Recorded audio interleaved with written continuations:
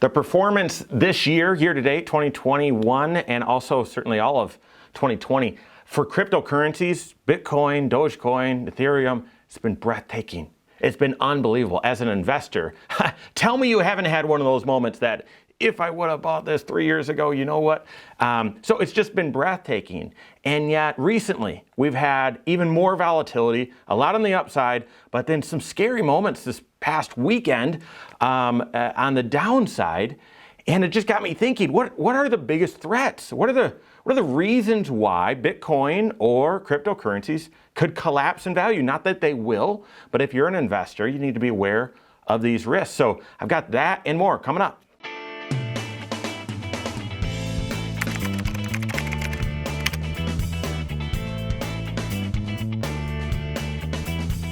My name is Mike Bernard. I'm the host of the Wise Money Show. I'm also one of the certified financial planners right here at Corhorn Financial Group. Make sure you hit that subscribe button, turn on notifications, and smash that thumbs up button. So if you're an investor in Bitcoin or Dogecoin, you're into that movement or whatever it is, if you're into cryptos, or if you're doing research because you might be interested in the future, you've got to know both the rewards, which are just, obvious to investors because you've seen the returns that they've posted in the near term.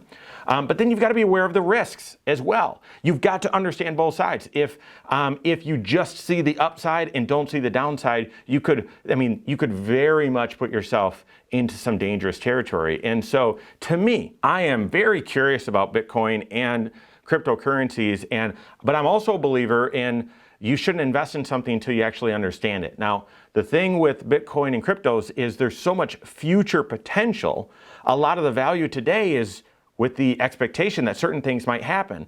And I'm just not smart enough to yet understand that, so still in the research phase and not investor myself. But to me, what are the potential reasons why that Bitcoin and cryptocurrencies could collapse? What are the big threats out there for you investors or potential investors so that you understand these risks and can either say, yeah, I'm comfortable with that risk, or yeah, I'm going to be on the lookout for that. What are the 5 major risks and threats out there to Bitcoin and cryptocurrencies? I've got those right now. To me, the very first risk and potential threat for Bitcoin and for Ethereum and other cryptocurrencies is fraud. There is so much fraud that happens out there, whether it's scammers, whether it's trying to, terrorist organizations, whether it's just defrauding money or other investors. There's all sorts of fraud, and that's on top of all the regulation we currently have on our monetary system. Well, cryptos are brand new. The exchanges that they operate under, they are also very, very green, very brand new. And to me, one of the most common or most likely, reasons why either the crypto market or certain areas of the crypto market could collapse is if there's a fraud runs rampant and people start losing trust or faith in either that individual crypto or a basket of cryptos or the entire segment altogether. When there's fraud, and then people would lose trust, and therefore right now the markets could evaporate very quickly. So I think that's one of the greatest threats. Now, if this is your first video of Wise Money that you're watching, trust me, I'm not a big regulation kind of person. I want small regulations. I want an efficient operation of the economy and the financial markets. And yet I also know there does need to be some policing out there so that people aren't just taking advantage of other people. Right now, the funny thing is with Bitcoin, one of the appealing and attractive features of it is that it's going to be on the blockchain, and you'll have your encryption code, and you're going to know you'll be able to trace the money, okay, and the currency. But right now, with so many cryptocurrencies being created, with the technology being so new, with blockchain really not being up and running and fully functioning and part of our daily lives right now, I think the opportunity for fraud is an enormous risk, and for counterfeit currencies to be created, cryptocurrencies to be created, even exchanges taking advantage of some folks. I don't know if you're familiar with this individual, but one of the YouTubers that I watch for entertainment purposes and also for information from time to time, Johnny Bravo, hilarious guy, loves Bitcoin, calls it Bitcoin, and loves it and the future potential, and just so invests on a periodic basis. He was talking about one of the exchanges he uses just automatically contributes money into it, and he had one such occurrence where he deposited some money and it never showed up in the account. And so he said, hey, wait a second, I put some money in there, I'm not seeing it. And they said, no, you didn't. And he goes back and he shows them, hey, look at my bank records here, I put this money in on this date. And they were like, no, we don't see it on our end, you must have a problem with the bank. The bank must have lost it, is what this actually pretty big platform said. And so he went to the bank and they were like, no, it left your account. We've got all the information. Here you go. And he submitted it to this company, and to date, they are saying, yeah, we don't have it. They just took it. It's crazy. And so I think there's a chance for all sorts of fraud. So you got to know that. You've got to know that risk. If certain cryptocurrencies or the market collapses, or if there's a reason why investors lose faith in it, I think fraud could be a significant reason. The second reason is sort of connected to that. I mean, the government could outright make it illegal. And so, this is straight. I'm not going to get into all of it, but this is in a way what happened back in the Great Depression, right outside of the Great Depression with gold. There was so much skepticism about the currency and securities and bond market and so on that investors were flocking to gold, and the government actually had to put some clamps down and say no. Right now, in order for a currency to be an official currency, the government actually has to endorse it, right? And I'm not going to get into all those details, but they actually need to say, hey, this is a currency, and the government has not done that with crypto yet. And right now they've only done that with the dollar. And obviously people can trade things back and forth of value and can barter, right? But in order for it to actually be a currency, the government would need to adopt it. The government might just say, nah. I mean, they don't have a vested interest in this. The only vested interest they have, and I've seen this from several proponents of Bitcoin, is that, listen, this is the future of money. And a fiat currency that is full of manipulation by the government that we don't trust has all sorts of issues and errors. Bitcoin and cryptos that are not a fiat currency and are free of that manipulation, that's the future. That's where we need to go. Well, how likely is the government to say, yeah, we believe you. We've been manipulating over here because we've got this sort of agenda. We will scrap all of that and just go over here and allow this to happen. Ray Dalio, one of the largest, I think still runs the largest hedge fund out there, says that's likely. And he believes that people that are doubters of the future of money and all sorts of stuff should have a segment of their portfolio in Bitcoin. And yet he has said, I think there's a pretty good chance that the US government makes it illegal. So if there's lots of fraud or just out of self-interest, the government just could say, no, we're not endorsing this thing, or could outright make it legal, or certain cryptos could say, nah, you no longer exist, we're not going to endorse you, and poof, that cryptocurrency could be gone.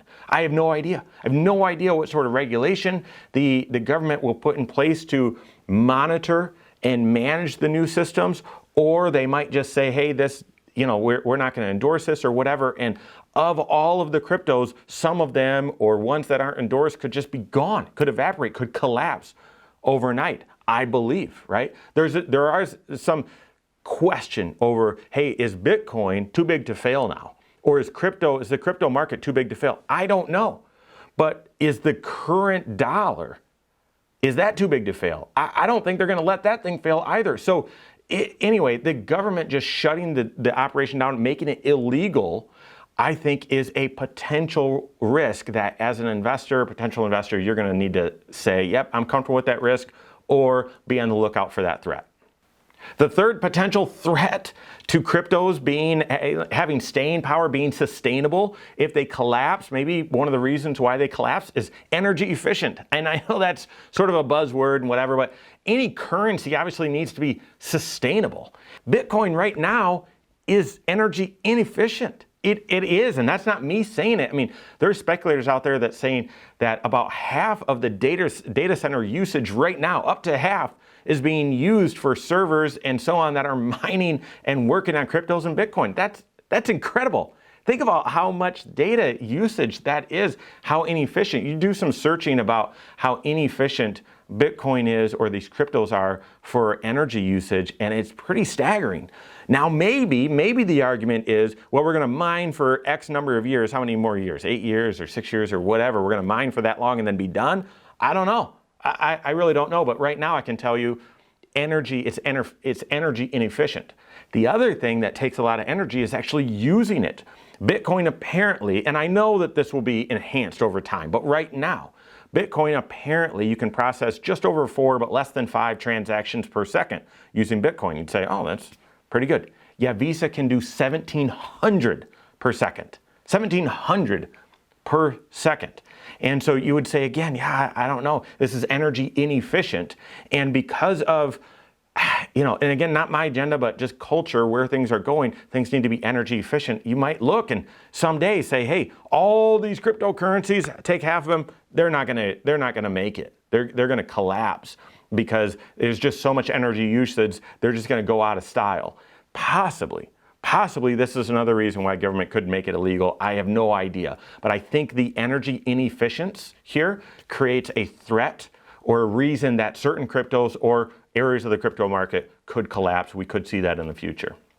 The fourth reason why Bitcoin, other cryptocurrencies could collapse, I'm not saying that they will, but just so that you're aware of the risks, is central bank digital currency. Central bank digital currency. Earlier this week, I think maybe late last week, Great Britain said they're working on it.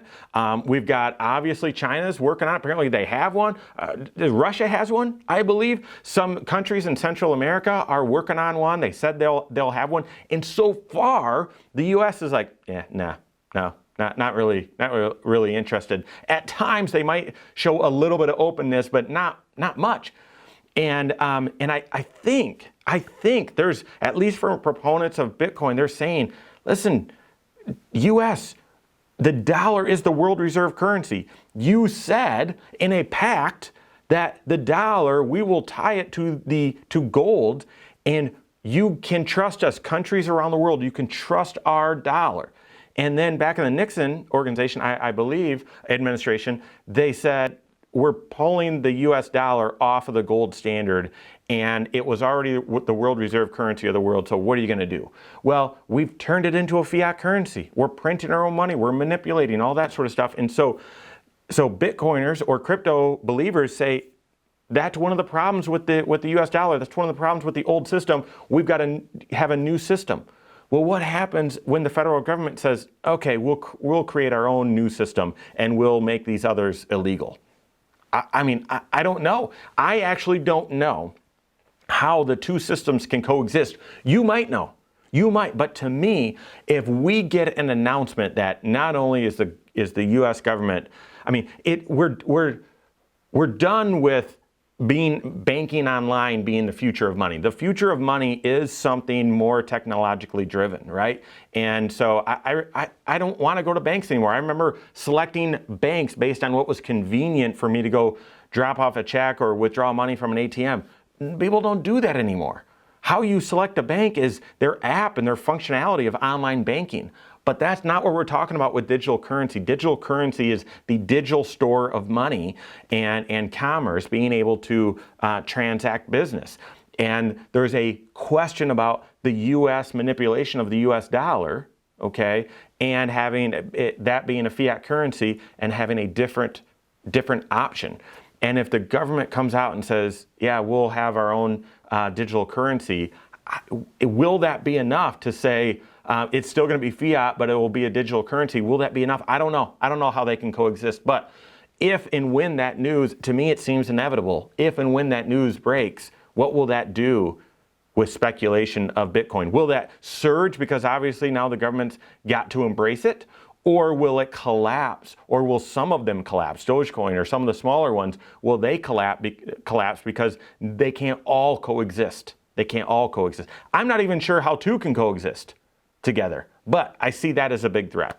And then the final threat, the final reason why I think at some point, like if you were in a coma and then woke up one day and found out the crypto market had vanished, what are the top 5 reasons? The fifth is there actually isn't any intrinsic value at all. There isn't. You could say the same thing about the US dollar. The US dollar, since we're off the gold standard, there's no intrinsic value. I know, it's just, it's connected to our government. It's endorsed as our currency. It is the world reserve currency, so you can trust it. Right now, Bitcoin and cryptocurrencies, there is no intrinsic underlying value. It is currently just speculation. And I'm not saying that as a bad thing. I'm just stating that as fact. I mean, there was a time last week when, what was it? Dogecoin actually had a bigger market value than Twitter. I mean, Twitter actually produces revenue. There's revenue. It had more value than Ford right now. So we are in the market for a new car. I'm not buying anything yet. I do everything in my own personal life that we preach on the radio and on our YouTube channel here. So we're saving up and so on. But we've had our current car for almost 15 years, 150,000 miles on it. And so we're looking, hey, we might need a different SUV. Right now, Ford has the #1 rated large SUV on the market right now.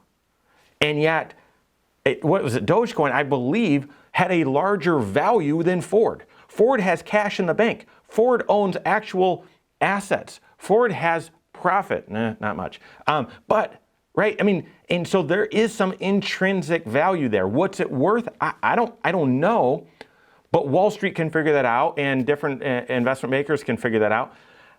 You know, Bitcoin has future potential. There's no intrinsic value today. And so if the economic winds change or the regulatory environment changes, there's no underlying intrinsic value. And so therefore, it could get volatile very quickly. Things could collapse very quickly. Bitcoin, well, maybe Bitcoin's too big to fail. I don't know. But these other smaller ones, there's no intrinsic value. So just be careful. So what do you do with this information? I would tell you, if you're a current investor in Bitcoin and cryptos, just understand the risks, understand how this stuff works so that you know what role Bitcoin and cryptos play in your overall financial plan. If you're a prospective or interested investor in Bitcoin and other cryptos, understand the risks. So hopefully these 5 have helped you. Work with your certified financial planner. See where this fits in your financial life. Maybe it's just play money. Maybe you are concerned about the future of money and you want to allocate a larger portion. Work with your CFP on that. If you don't have a CFP, you can contact one on my team. Find us online, corehorn.com. That's Corehorn with the K. wisemoneyshow.com. You can find us there as well, or send us an email, info@corehorn.com. All right, there you have it. Go out and take your next wise step in your financial life.